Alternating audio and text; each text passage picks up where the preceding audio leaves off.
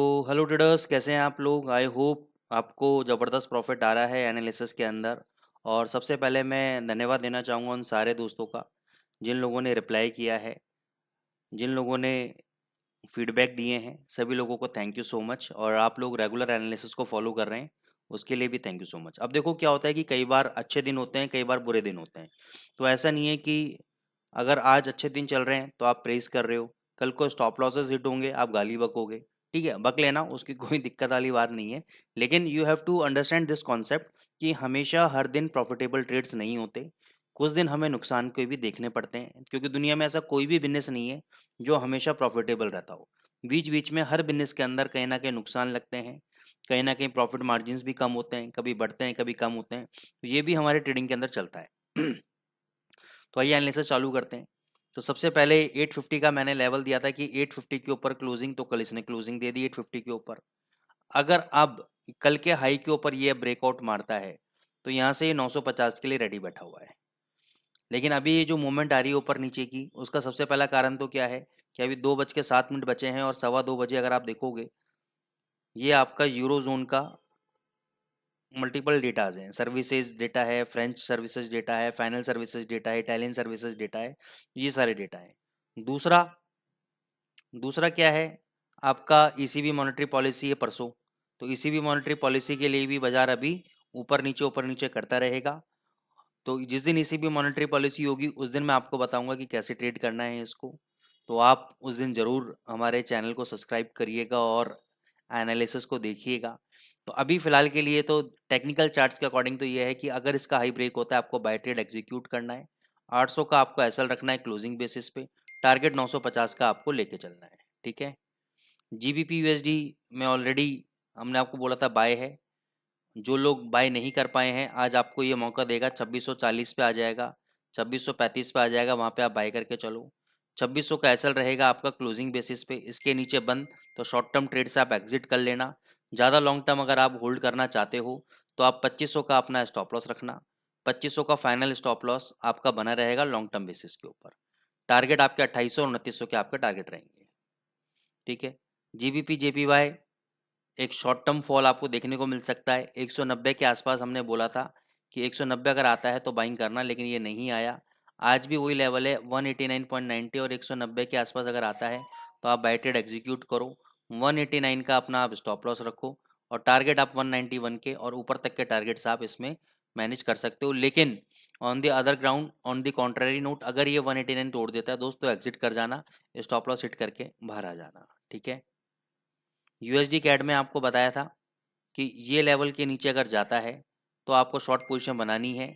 ये नीचे की तरफ गिरेगा और ऊपर 3600 के आसपास ये रेजिस्टेंस लेगा। अभी आप देखो 3600 के आसपास क्या कर रहा है, ये रेजिस्टेंस ले रहा है। ठीक है। अब क्या होगा क्या नहीं मैं कुछ कह नहीं सकता, लेकिन क्योंकि जब तक इसमें सक्सेसफुल ब्रेकआउट नहीं आता, क्योंकि कैनेडियन डॉलर की आदत क्या है कि ऊपर ही ब्रेकआउट मारता है एक या दो कैंडल, फिर नीचे गिर देता है। तो अगर इसने ब्रेकआउट मारा भी तो मैं इसको ब्रेकआउट पे ट्रेड नहीं करूंगा। मैं इसके थोड़ा सा अगर डाउन आएगा ना तभी मैं इसको बाय करूंगा। तो वो चीज़ आप इसमें देख के चलना आप लोग। ठीक है। एक और मैं आपको ट्रेड दे रहा हूँ, पोजिशनल ट्रेड है यूरो एयूडी का। इसको आप चाहो तो अभी बाय कर लो, या शाम को 6700 के आसपास हो सकता है आ जाए तो वहाँ पे बाय कर लेना। ये जो जोन है 6640 का, इस जोन के आसपास आपको एवरेज करना है अपनी पोजीशन और फाइनल एसएल ये रखना है। टारगेट आपके 100 पे ऊपर के रहेंगे। तो जहाँ पर भी आपको समझ में आए कि बाजार रेजिस्टेंस ले रहा है तो प्रॉफिट बुक करके आप बाहर ना जाना। लेकिन मेरे लिए बाय ऑन डिप है, तो एक बार ये जरूर नीचे आएगा तो आप नीचे एवरेज कर लेना। एक लॉट चाहो तो अभी बाय कर लो या शाम तक का वेट कर लो। गोल्ड पे हमने आपको 2087 के आसपास सेल करवाया था, 8687 के आसपास। 2082 तक ये नीचे आया था लेकिन ज़्यादा नहीं गिरा। 2090 और 2100 का आपको स्टॉप लॉस दिया था कि अगर 2100 के ऊपर यहाँ पे क्लोजिंग हो जाता है 1-2 घंटे का कैंडल तो एग्जिट। यहाँ पे आप एग्जिट हो गए। अब ये हुआ क्या, इतना ज़्यादा मूवमेंट हुआ क्या, तो इसको थोड़ा सा समझते हैं।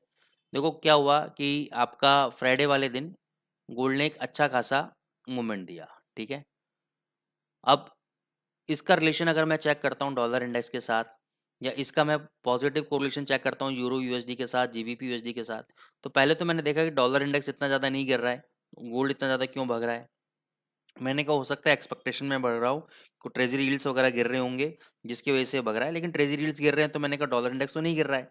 फिर यूरो यूएसडी जीबीपी यूएसडी देखा, ये भी नहीं। ईयूडी यूएसडी, इसमें भी कोई मूवमेंट नहीं। फिर थोड़ा बहुत मैंने इधर उधर पता लगाया, आर्टिकल्स भी पढ़े, वहाँ पर भी ऐसे कोई न्यूज़ नहीं। फिर पता लगाया इंटरनली कि सेंट्रल बैंक्स इसमें हैविली बाइंग कर रहे हैं। और सेंट्रल बैंक एक कर रहा है, दो कर रहा है, तीन कर रहा है, पता नहीं, लेकिन सेंट्रल बैंक इसमें हैविली बाइंग कर रहे हैं, जिसके चक्कर में ये ऊपर जाते जा रहा है।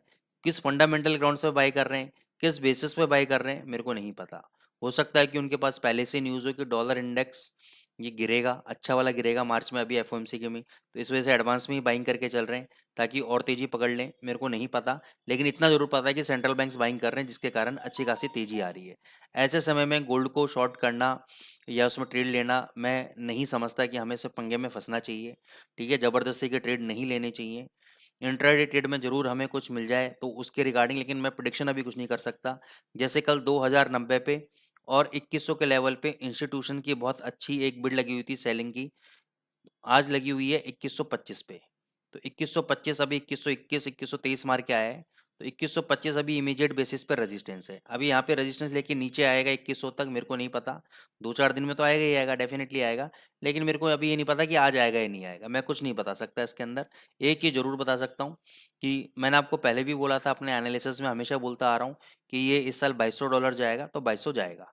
ठीक है, अब ये देखो प्रीवियस जो हाई था, अब इस लेवल से और इस जोन के बीच में कोई भी रेजिस्टेंस नहीं है, पूरा मैदान खुला हुआ है। तो मेरे हिसाब से 2150 के लेवल को ये रीटेस्ट करने जाएगा, जाना चाहिए। उसके बीच में कोई भी रेजिस्टेंस का काम नहीं करेगा। 1-2 दिन नीचे रह सकता है, फिर ये जाएगा ऊपर। 2150 को जाना चाहिए। अगर ये 2-4 दिन में आपको 2090 2080 मिल जाता है तो बहुत बढ़िया, आपके लिए बाइंग करके चलो, क्योंकि लॉन्ग टर्म टारगेट 2200 के इंटैक्ट रहेंगे। शॉर्ट टर्म में अभी मेरी कोई भी एनालिसिस के ऊपर एज सच नहीं है। तो गाइज आई होप आपको एनालिसिस पसंद आई होगी। तो आप चैनल को लाइक करें, सब्सक्राइब करें। Thank you so much.